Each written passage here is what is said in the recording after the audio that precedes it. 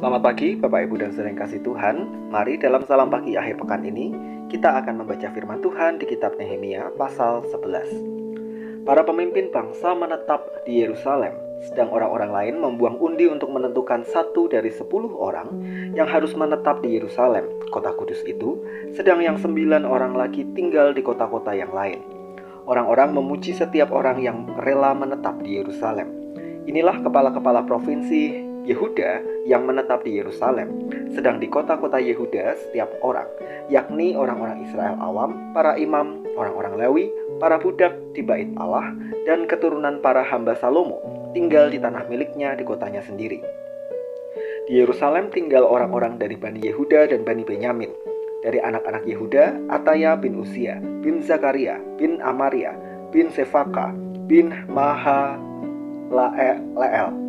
dari Bani Peres, dan Maasea bin Baruk, bin Kolhoze, bin Hazaya, bin Adaya, bin Yoyarib, bin Zakaria, keturunan orang Sela. Semua Bani Peres yang tinggal di Yerusalem berjumlah 468 orang yang gagah perkasa. Dan inilah Bani Benyamin: Salu bin Mesulam, bin Yoed, bin Pedaya, bin Kolaya, bin Maasea, bin Itiel, bin Yesaya. Dan sesudah dia, Gabai, Salai, 928 orang.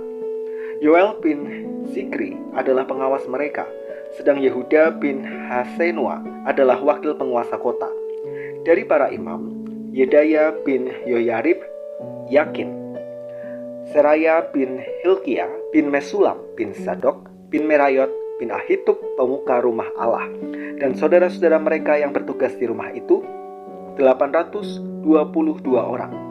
Pula Adaya bin Yeroham, bin Pelalia, bin Amzi, bin Zakaria, bin Pasihur, bin Malkia, dan saudara-saudaranya, kepala-kepala kaum keluarga, 242 orang.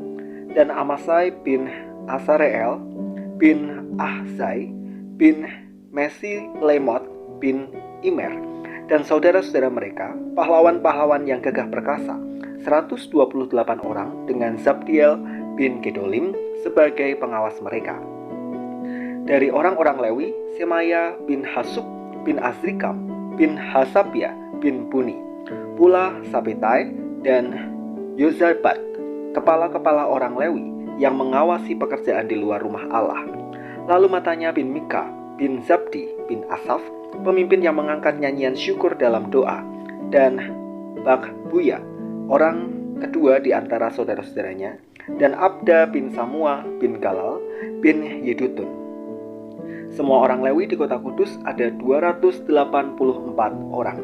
Para penunggu pintu gerbang, Akub dan Talmon dengan saudara-saudara mereka yang mengadakan penjagaan di pintu-pintu gerbang berjumlah 172 orang.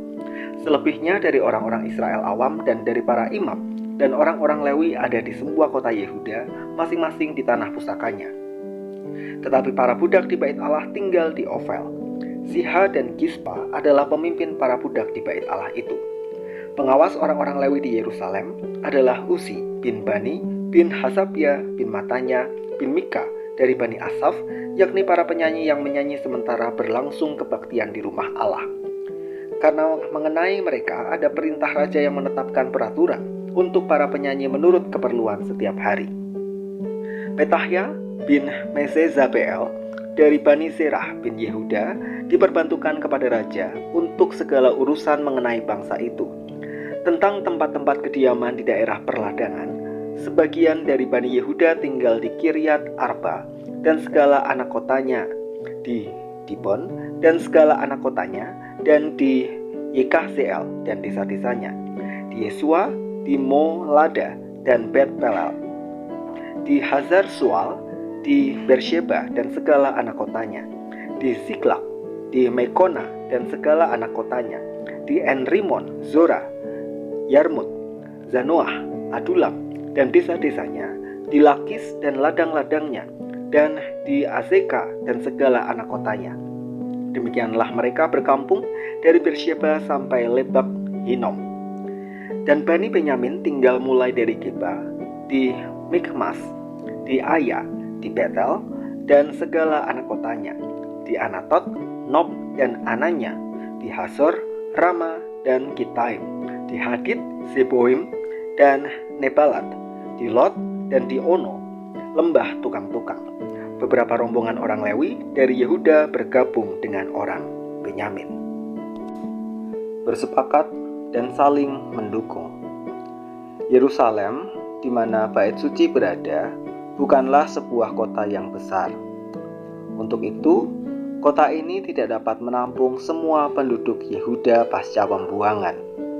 Maka akhirnya dibuatlah kesepakatan bahwa mereka yang tinggal di Yerusalem adalah para pemimpin dengan segala tugas yang akan mereka kerjakan, secara khusus untuk menjalankan apa yang ada di Bait Suci. Sedangkan suku-suku selebihnya membuang undi dan tinggal di daerah-daerah yang ada di luar Yerusalem. Yang menarik, meskipun harus ditempuh dengan cara demikian, semua pihak menjalankan kesepakatan, bahkan saling mendukung.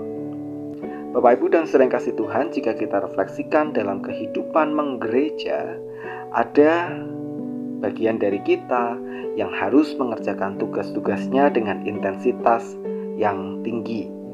Mulai dari para hamba Tuhan, majelis jemaat, pengurus-pengurus, dan setiap aktivis dalam pelayanan-pelayanan yang ada. Namun juga ada sebagian dari antara kita yang tetap mengerjakan bagiannya, meskipun secara intensitas tidak seperti saudara-saudara kita yang lain tadi, sebagai bukti dukungan kita bagi mereka yang melayani Tuhan di gereja. Bahkan sebagai bukti dukungan kita agar pelayanan-pelayanan gerejawi dapat berjalan dengan baik. Semua dibangun dengan sebuah kesepakatan, yaitu memuliakan Tuhan dan memastikan pelayanan-pelayanan gerejawi dapat menjadi berkat, baik bagi jemaat maupun sekitar gereja. Jadi, apapun tugas dan bagian kita, mari tetap kerjakan dengan sepenuh hati, tulus, dan untuk memuliakan Tuhan. Mari kita berdoa. Terima kasih Tuhan untuk firman yang kami renungkan pagi ini. Tolong kami agar kami tetap mengerjakan setiap bagian kami dalam kehidupan menggereja secara khusus untuk boleh bersama-sama saling memberkati, saling mendukung, terlebih dari itu memuliakan nama Tuhan. Kami menyerahkan hari ini, akhir pekan kami, mohon Tuhan memberkati. Di dalam nama Tuhan Yesus, kami berdoa. Amin.